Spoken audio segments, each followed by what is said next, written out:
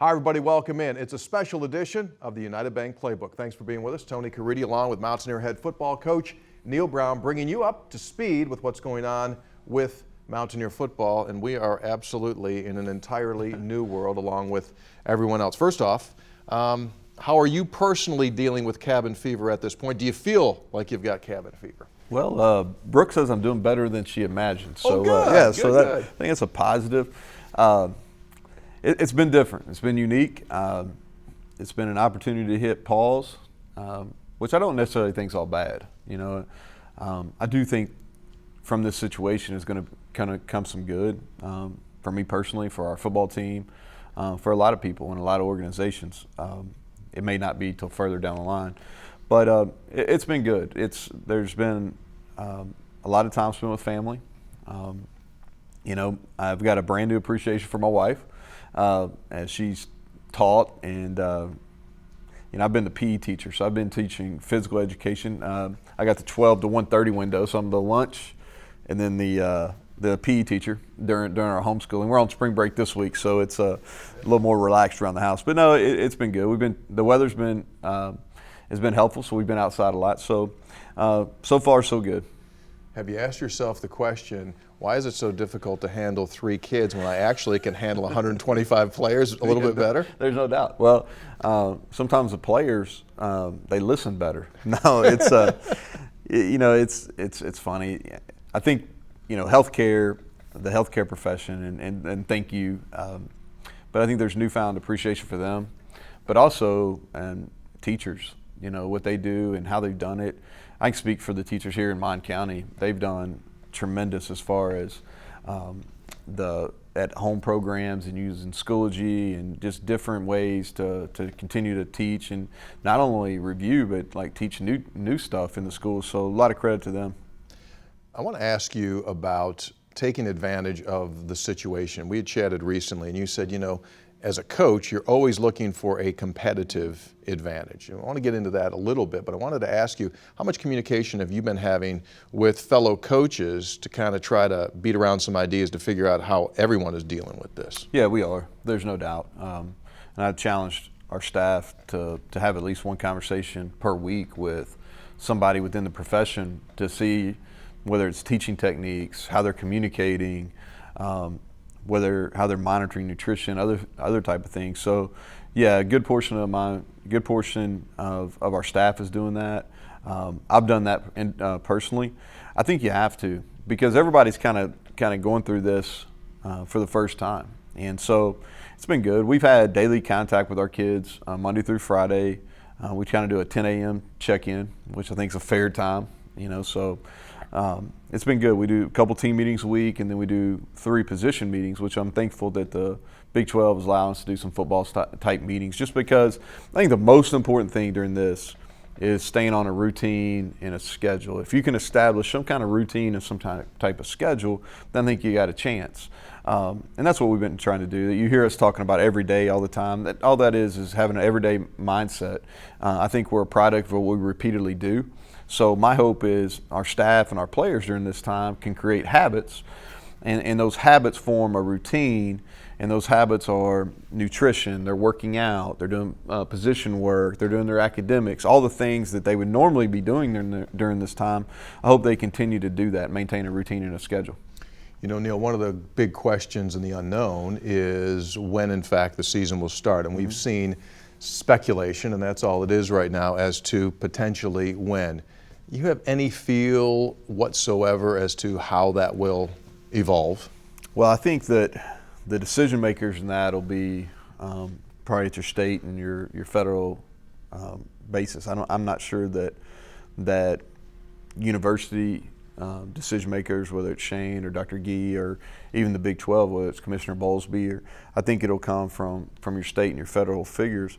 I think it'll be difficult to have contests if there's no students. You know, my hope is that that we are indeed flattening the curve, and I encourage everybody to continue to practice social distancing. I think it's really important. We're doing it, and washing your hands and all those things that Clay Marsh, who's done a tremendous job in our state, all those things that he talks about on social media and all his interviews day in and day out. I think if we can do that, I hope we can get back and have some strength conditioning time over the summer where we can get our guys in shape to hopefully start a season on schedule. That's our plan. That's how we're approaching it. Now we're also, I think you always have to prepare for the worst case scenario, so we are doing that as well. But we're approaching it that we will get back. We'll have some strength conditioning type workouts and then get into a normal preseason camp. What do you think is the necessary amount of time that a football player needs to prepare together in a weight room in order to play this game? What's realistic? That's a really good question, and I think that's, as we've done some professional development and those type, that's what we've talked a lot about. Shane and I have had those conversations. That's something that Vince Blankenship, our head of athletic training, and Mike Joseph, our director of strength and conditioning for football, those are things that we've talked about a lot over the last 3 weeks, and we're still trying to come up with that. I think that we do need to have some kind of strength and conditioning window that allows your players to get in shape. I think if we just go right into a camp model, I fear that our soft tissue injuries, concussions, all those type of things will be much higher. So I think we need to prepare. And I think we need to prepare to be able to do those strength conditioning probably not within small groups, and maybe even practicing social distancing when we do those types of workouts. But I do think there needs to be some type of strength conditioning leading into the season. How long, I'm not sure yet. Let me just throw a guesstimate at you. I mean, that's a minimum of a 4 week. Could it be a 6 or an 8? Yeah, I think minimum. I think that's fair. 4 weeks is fair. Of course, we'd all love to have more, but I think 4 weeks is probably a good starting point with that conversation.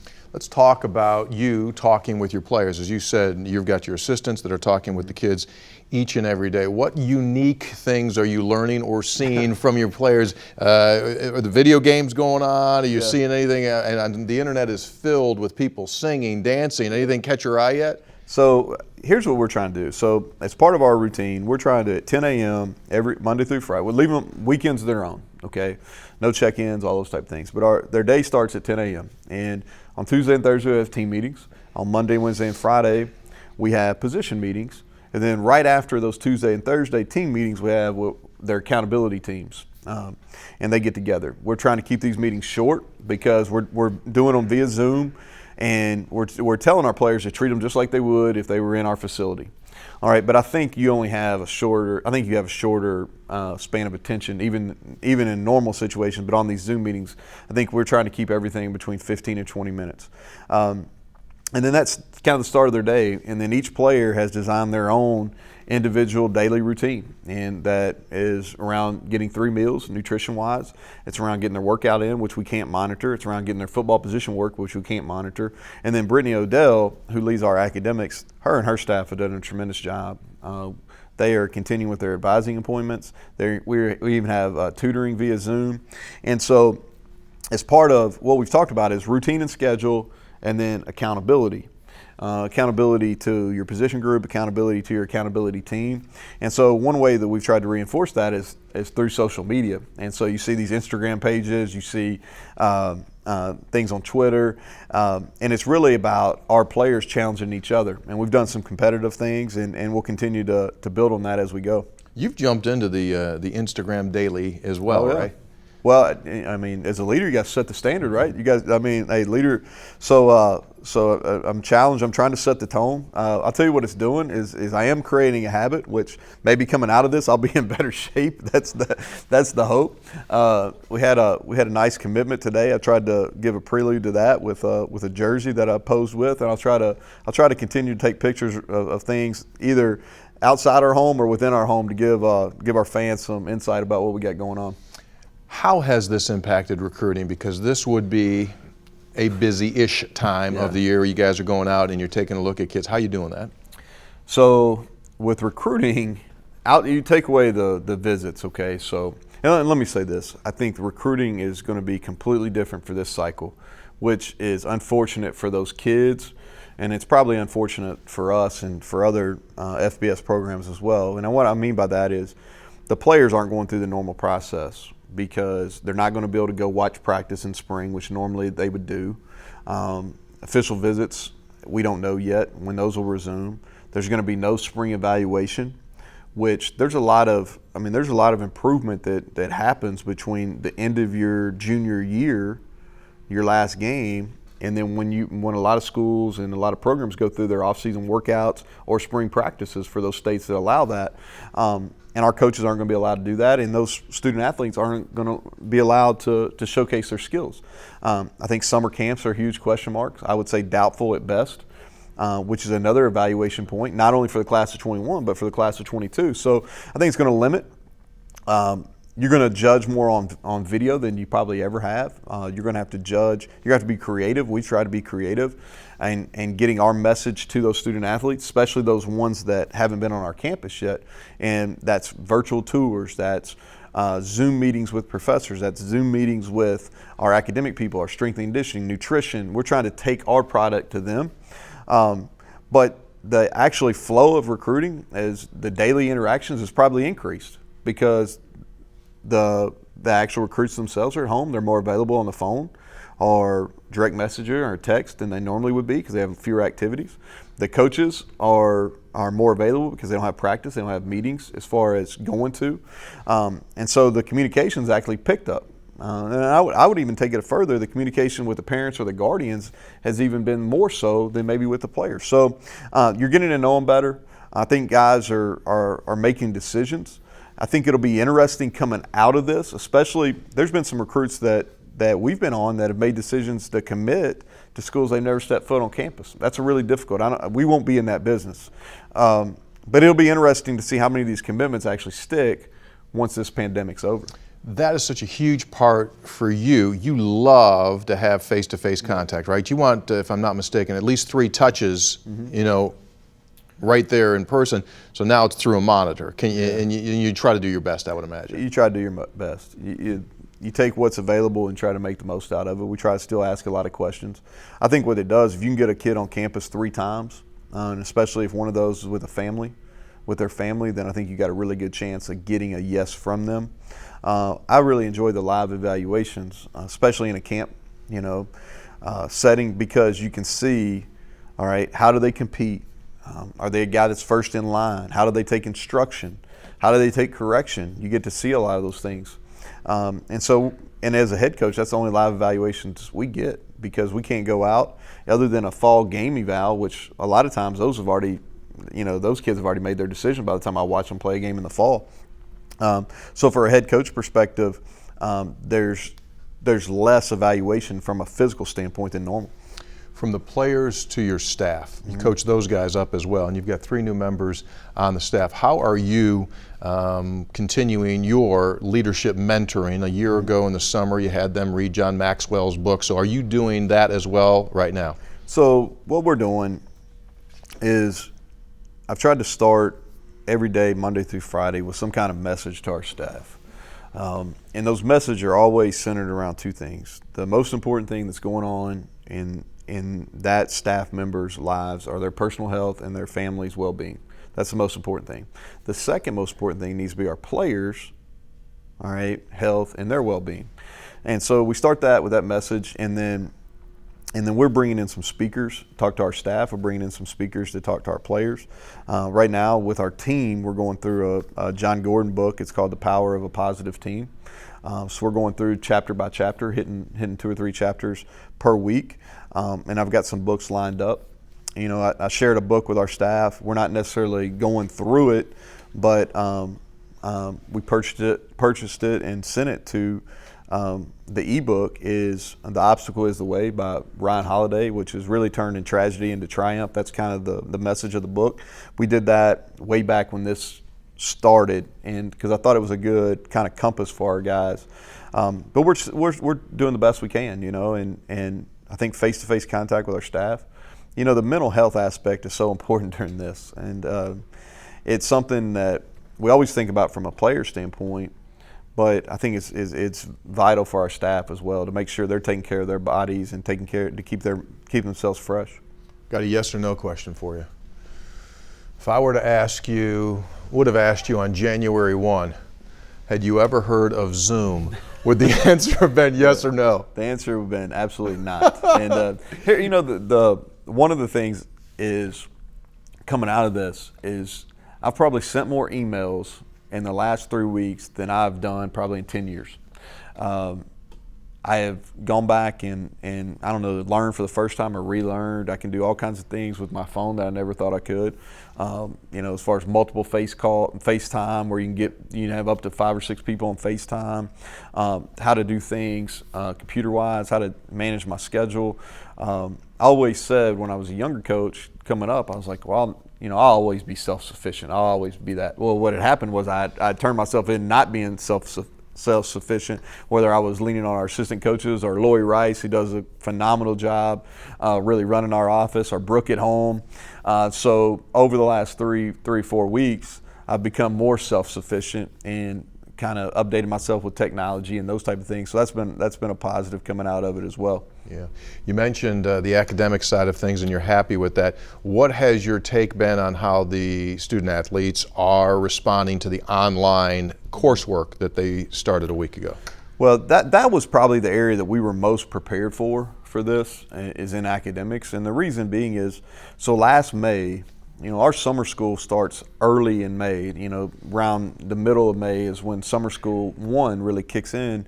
And we made the decision, and they hadn't done this here before, but we wanted to give our players about almost 3.5 weeks off during the month of May. I think it's critical to have some time where they rejuvenate and they get back home. And I think when they come back in the summer, they're in a better frame of mind and ready to go.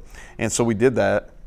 And so our academic department, again, led by Neal, her and her staff, they had a plan in place for last May, how they went about it, where they had daily check-ins, they did tutor appointments, things like that. So Brittany and her staff really just went back and kind of just picked up what they did in May. Now they made some adjustments and some things like that to better fit what we're doing now. But they were prepared and had some really good systems in place to attack the academic side. And our guys have done a really nice job. I've been pleasantly surprised at how well they've done. Most of them have taken at least a couple online classes to this point anyway. So I've been pleased with how that transition's gone. Earlier on, we mentioned strength and conditioning, specifically Mike Joseph, who's in charge of that unit. What is the interaction right now between Mike and a player? So Mike has a staff of 4 others. So we have 5 full-time people that within our strength conditioning department. What we've done is we've divided our roster into 5 groups. And so there's daily interaction with that strength coach and his group of student athletes. The thing we can give them workouts. We've been able to send them probably elementary types of workouts.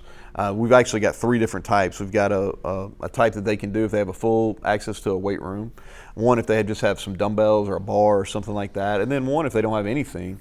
And we've been able to send them some bands and some things like that. And the Big 12 really laid out exactly what we could send to them. But those strength coaches are checking in with their guys daily. We've been able to send our workouts via an app. The biggest thing for us is we can't monitor them now, and we have the tools in place if the Big 12 gave us the go-ahead to be able to monitor those, but we can't at this time. So it's really just a daily check-in, and it's a hope that they're doing that and really trying to create some peer accountability to make sure they are doing their strength conditioning workouts. From the academic side, the strength side, let's jump into a topic that you hit on a bit ago, and that is mental health. You are a very, very strong advocate in that world, even before this new world developed. And I understand that Dr. Dana Charbonneau is helping your guys with mental coaching. So what is her activity and how y'all getting that done? Yeah, so really 2 areas for Dana, and she's done a great job. She's really answered the bell, especially in this setting. So you have the mental health aspect, and then you have the performance aspect. So what we're trying to do is really give our guys access to a mental health professional. We're trying to stay in front of them with 2 different messages each week. She does a video that she films from her house that's about 3 to 5 minutes, and we shoot that to every player on our team, and our staff gets it as well. But she's going around to these position meetings and really educating them on performance side. And I think you're going to see some really good takeaways. And she's really spent a lot of time with our specialists, with our quarterbacks. And I think those those two areas especially, so much of the game is played between their ears, and she's really helping them, and she's been a positive force within our program, not only during this time, but really over the last year and a half. Along that line, what is the biggest concern that you're getting from players when they do talk with you? What's on their mind when it comes to worry? Yeah, just the unknowns. Yeah, the unknowns. That's the number one, is just, Coach, when do we come back? You know, are we going to have a football season? As a coach, you're always able to provide an answer where I don't have an answer for them here. You know, we're treading on new territory. So I think we try to keep them updated. You know, so much early in this process, and I think our guys are understanding now, was just about the education. You know, they didn't understand why. Right. You know, and that's an age group that we're dealing with, 17, 23, 24, that has this aura of invincibility, and they don't really understand. And so what we try to do is just talk, when we talk about social distancing and stay at home, is like, you're part of this team, and this team is West Virginia, or if you're in Florida, it's Florida, and it's really all of us as Americans. We're trying to do our part, and so I think they're understanding more as the numbers have spiked, and that's been a really difficult piece for them to understand, just because they're at an age where they don't think about getting sick. They don't think about spreading germs and things like that.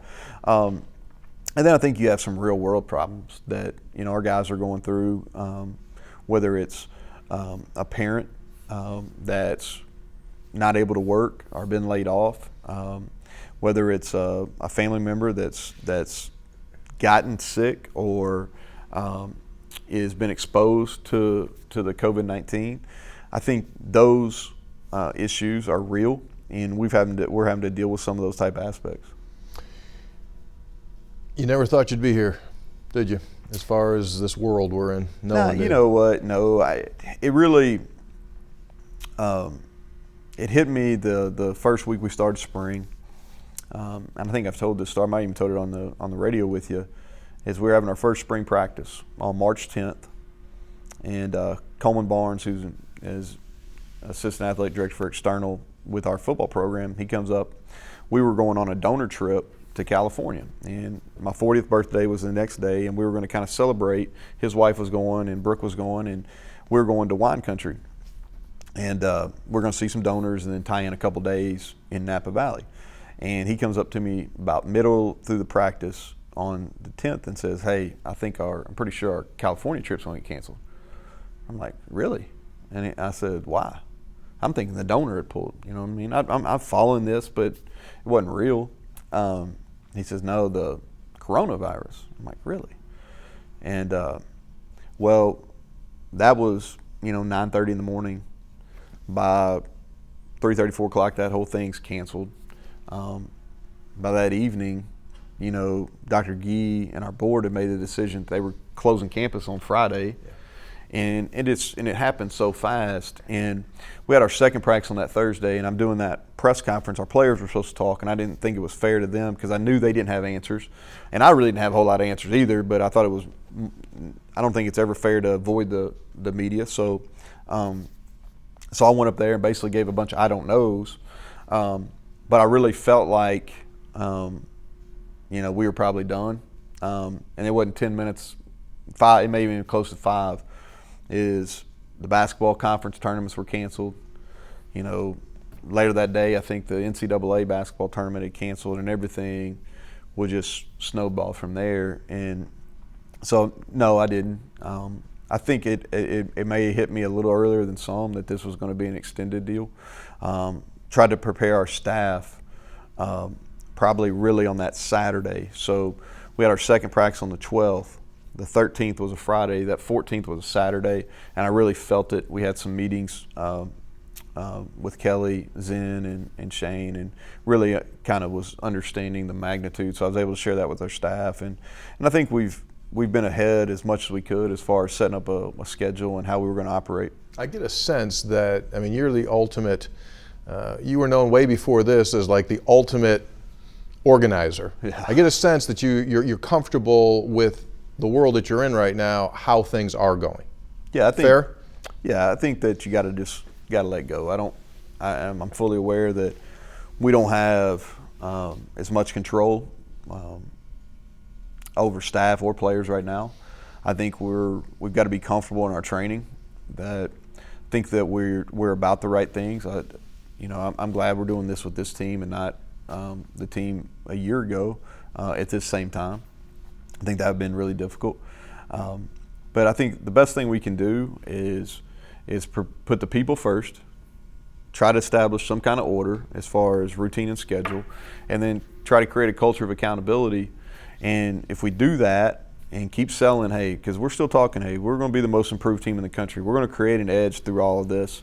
And I think you speak it into existence, and then whenever we get back, whether it's June 1st, July 1st, whatever it is, then our guys are mentally and physically ready to go. Couple last things. Okay. You're going to be the most improved team in the country. I would imagine, I don't know if you've seen this yet or not, but those that project outcomes and win totals for next season came out yesterday.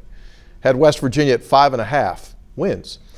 And I said to myself, how you get half a win? Yeah, that's true. I said to myself, I bet you Coach Neal not real happy with that, or we'll use that as a little fuel into the fire. Yeah, we're gonna try to. You know, you heard me say this. I think we were only favored 2 games last year, so we proved them wrong a few times. And I think you prove people right or you prove them wrong. And so it's kind of the attitude we've always had is hey, the 5.5 wins.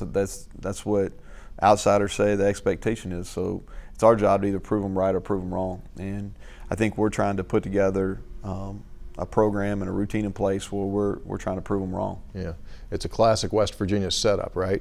Tell a West Virginian what they can't do, and they're going to show you that they can do. So the table will be set whenever that happens. And we really appreciate the time. No, thanks, Tony. All right, Mountaineer head coach Neal Brown, and that'll do it. Our special edition of the United Bank Playbook. Thanks for being with us.